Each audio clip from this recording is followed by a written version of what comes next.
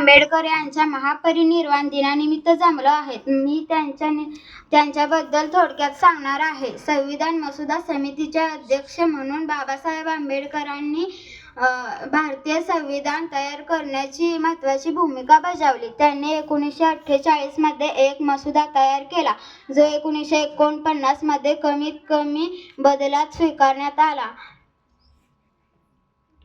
समानता व न्यायावर त्यांचा भर अनुसूचित जाती, अनुसूचित जमाती आणि इतर मागासवर्गीयांच्या हक्कांचे संरक्षण करणाऱ्या तरतुदी सुनिश्चित करतो, ज्यामुळे समावेशक लोकशाहीचा पाया रचला जातो. डॉ. बाबासाहेब आंबेडकरांना 1990 मध्ये भारत सरकारने मरणोत्तर भारतरत्न हा भारताचा सर्वोच्च पुरस्कार प्रदान केला. या महापरिनिर्वाण दिनी आपल्याला न्याय, समानता व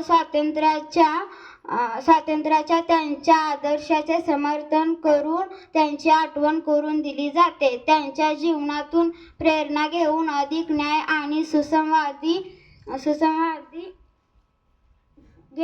जगाकडे प्रवास सुरू ठेवला पाहिजे. जय हिंद.